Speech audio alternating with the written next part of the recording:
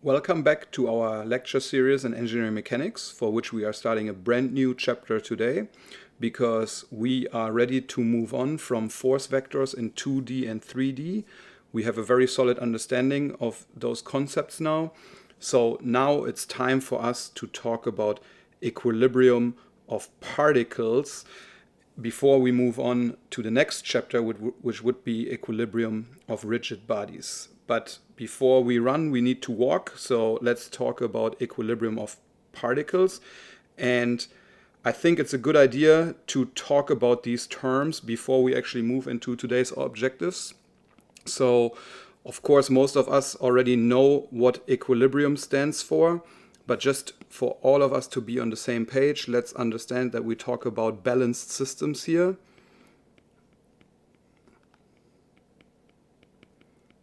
And for most of us here in the class, that means that we're talking about static systems, systems that are non-moving and that are completely imbalanced. So they don't move left, right, up and down, or in any other direction. They are in equilibrium. The one that is probably a little bit more important to define from a conceptual understanding standpoint is the term particles, because particles can be so many things. Like we all know particles in space and other definitions of particles, but here for us in engineering mechanics, what we're talking about are objects with mass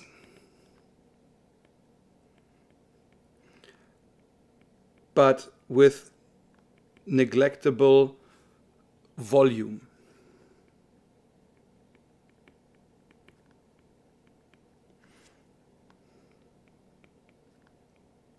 And let me explain this a little bit.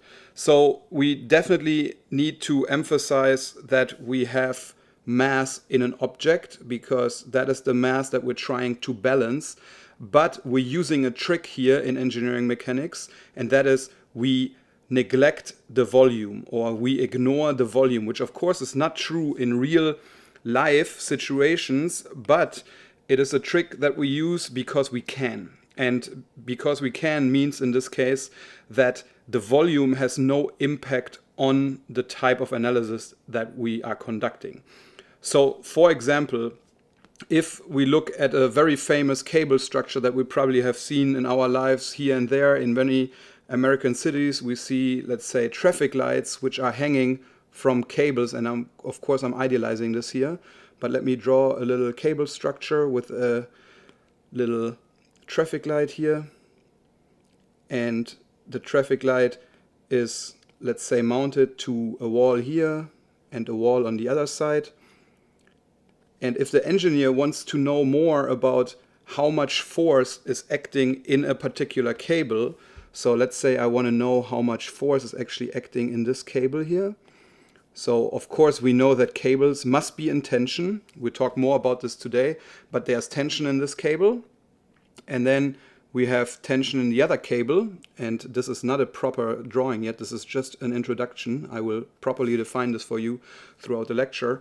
But we have tension in this cable, and then we have tension in this cable. And of course there's tension in the other cable as well. Let me add that, of course, just to be complete here. So you have tension here as well. However, for the purpose of calculating the tension in these cables, the engineer could not care less about what's hanging here.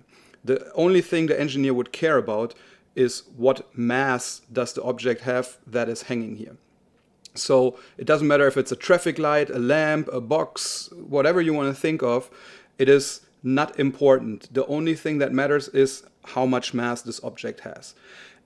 And therefore, we can actually talk about the equilibrium of particles, and particles only for now. Of course, we're going to do this in 2 dimensions first, so that we can prepare ourselves properly for the upcoming 3 dimensions. But we are now ready to tackle the objectives of today's lecture, now that we understand what particles are and where they are used. So first, I want to introduce to you the general concept of that equilibrium and where it's coming from. So that then later on, very shortly after that, I can define the equilibrium conditions and the equations. And that is very important that you understand the difference between the two, which is one goal of today's lecture, to clarify that to you. And when you talk about equilibrium of particles, you need to also combine this with what's called free body diagrams. We will therefore define what free body diagrams are and what all the necessary components are that you have to include in all your free body diagrams so that you can receive maximum points and of course communicate properly and effectively with other engineers. That's the real goal here, to understand how we do that in the future. Ultimately, the purpose of this lecture is to teach you how to calculate the tensile forces in simple cable structures, similar to what I just showed you above here. So we actually have an example like this today, where we can calculate how much force is acting in these cable structures. So without further ado, let's get started and talk about the concept of equilibrium. So the general concept, first of all, as I said before, is that we're talking about balanced systems, right? So we need balance. So balance is a must. And what does that mean for engineers? That means that the Newton's third law really applies. So we're following Newton's third law, which really states that action is equal to minus reaction. Let's talk about this for a second. Of course, you learned this in physics before, but let's take some everyday examples. If you sit on a chair, you are the action pushing down. The reason you're not falling down is because the chair is reacting to you and is pushing you up. So together you guys are in equilibrium.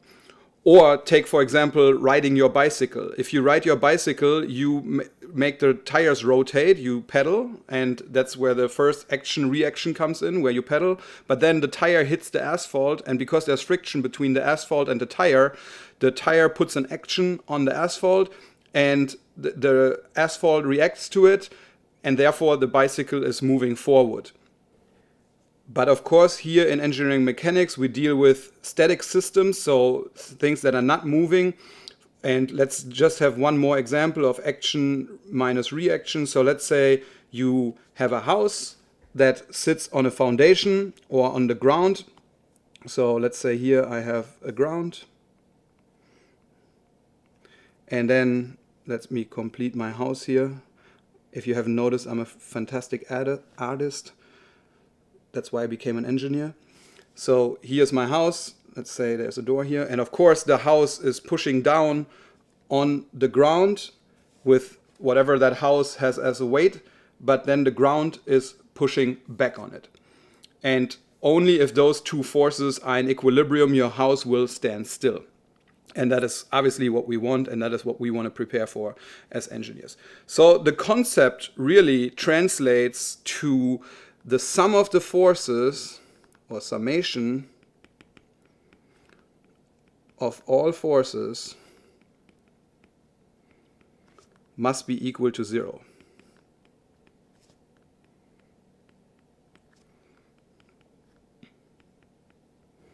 And that is the general concept of equilibrium. Of course, this applies in any direction, right? So this is true in all or any direction.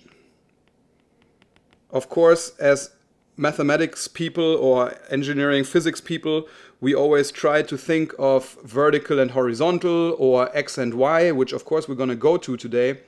But you have to understand that this concept has to apply in any direction. So, for example, if I push on my house with wind, right? So let's say there's wind pushing there. Then of course the roof needs to push back in the opposite direction to keep equilibrium. And this is very important to understand, that we're talking about any direction here and not just in XYZ direction, because otherwise the system would just fail in a different direction, not necessarily the XYZ direction, but in a random direction. That's why in this class I will also always stress that you understand as a beginning engineer that a coordinate system is really not something that needs to be horizontal, vertical, or something like that. It is something that the engineer defines. So for example, for my roof, maybe it would make more sense to define my XY coordinate system like follows. So there is my y-axis, and then here is my x-axis, because that will make my wind analysis easier, for example. That is a topic we'll cover later, but you have to understand that the general sense here for the forces to be in equilibrium, or the net sum of the forces is equal to 0, that must be true in any direction, not just in x, y, or not just in one direction, it's true in all directions. So now we're ready to tackle the equilibrium condition, and the equilibrium condition really states exactly that, except in engineering terms. So we would say that the sum of the forces in any direction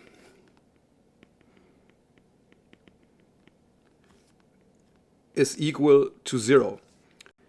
But this would of course be too much writing effort for engineers, so engineers actually like to break it down into an x, y direction in 2D. So remember that here we're talking about 2D. So engineers would state something like the sum of the forces in x is equal to 0. But that is not good enough. We also have to state in which direction it's positive. So please get used to this now, that from now on you write the positive direction. So plus with an arrow to the right side is how I define positive. You may have written this equation before, but you may have not done this part. So this is important from now on.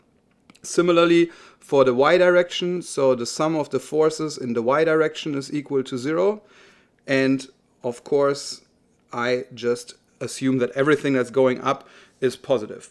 Let me prepare you for something in the future here. This does not mean that it corresponds with my coordinate system. Yes, it is true that in a regular coordinate system, my x-axis usually is horizontal. Let me draw a coordinate system for you here.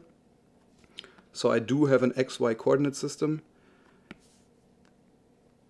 X, y. And of course, we know that this would be positive in this direction. And for the y direction, likewise, if it's pointing up, it's positive. But that is not necessarily what this condition states. What this condition states is that in my equation that I'm going to write down here for you in a second, in the equation that is coming up, everything that's going upwards, I, Raphael, consider positive, which of course corresponds with this. However, I could flip this around and then my equilibrium condition would still be true. So alternatively, I could also write that the sum of the forces in the x direction is equal to 0, and then I could state that everything that points to the left is positive. That may sometimes be helpful. Likewise, the sum of the forces in y is equal to 0, and then I would state that everything that's going down is positive. But this will more or less depend on the case that you're actually dealing with. So let's not worry about this for now. Just understand that these conditions here are not equivalent to saying that my positive y values in my coordinate systems are upwards and my positive x values are rightwards. That is not what this states. It just states how you're going to use the equilibrium equations. In fact, let's move on to the equilibrium equations now. And let's first draw a coordinate system that we can use as a discussion base. So I have an xy coordinate system here. And within that coordinate system, I'm going to place 2 or 3 forces. So let's put some different forces in here. Let's call this F1. And let's put an F2 in it.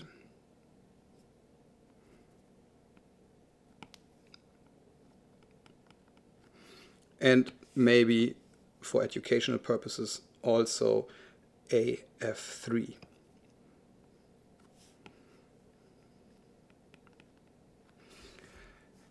Of course, we already see or understand that each of these forces can be broken down. In fact, that's why we talked about this stuff at the beginning, the vectors. So let's break it down into an x, y component, each one of these forces, or at least two of them. I don't need to steal your entire time with this. So this here would be F1y, and this would be F1x. And I can also do it for F2. So let's do that. The vertical component needs to be included too. So this would be F2y, and this would be F2x. And of course this is true for F3 as well, but I'm not going to steal your time with that. So that I can now explain to you the equilibrium equations, which always have to be preceded by the equilibrium conditions. So let me start by saying that the sum of the forces in the x direction equal to 0. And then I need to, of course, include my definition here. I say that everything to the right is positive. And the very important thing now is that you separate the equation from the condition. So this is the condition that you see right now, and now I have to restart my equation from 0. So 0 would be equal to plus f1x minus f2x plus f3x. And let's look at this. So f1 is pushing to the right, which is per my definition here positive. So therefore it's positive. My f2x is pulling to the left, therefore it's negative, and my f3 is going in this direction. And you could substitute values now if you want to be really convinced that it makes no difference if you write it this way or this way. So a little side note here, so let me write this completely in green. If I were to say sum of the forces in x is equal to 0, and I were to do it in the other direction, of course I cannot forget my colon here, 0 would be equal to minus f1x plus f2x minus f3x. And the reason I'm writing this in green here is because I don't want to confuse you with the color choice here. So this is really true to this picture here, whereas this one is just a different interpretation following this notation. But now, again, convince yourself by plugging in values here, and then understand that if you use the same numerical values just with different signs here, you will come to the same conclusion. You will find the same answer. So this is true and this is true. And that hopefully convinces you that this sign is not related to the positive x-axis. This is what you use to define your equation here. And so let's actually write that down. So this portion here is actually the equilibrium condition.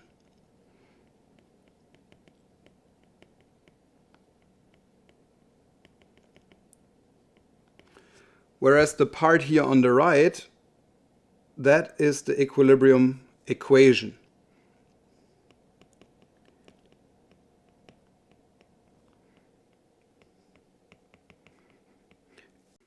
So now that that is clear, let's also complete it for the y direction. So the sum of the forces in the y direction is equal to 0, colon, and my positive direction is upwards. And now I can state that 0 is equal to plus f1y plus f2y minus f3y. And I want to point out one more time how important it is to separate this component from this component, or the condition from the equation, because often I see this incorrectly, and I'm going to use a yellow color because you actually shouldn't even see this, but sometimes students write the sum of the forces in the y direction is equal to 0 is equal to f1 y plus f2y minus f3y. And that is incorrect on so many levels, so let's go ahead right away and actually cross that out, but I want to make sure that we understand this even here through remote teaching, that this is incorrect and cannot be accepted. You will always lose points for not separating the conditions from the equations. So please understand this. And maybe for our notes, one last thing here before we leave this page is to say that this here is the alternative.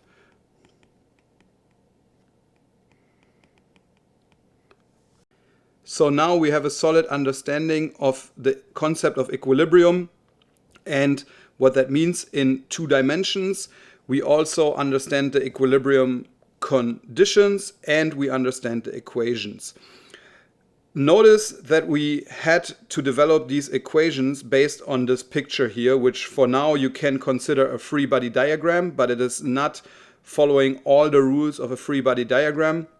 So our next step would be to define really how a proper free body diagram has to look like to communicate effectively with other engineers and to get full points in this class. So let's move on to the next page and talk about free body diagrams.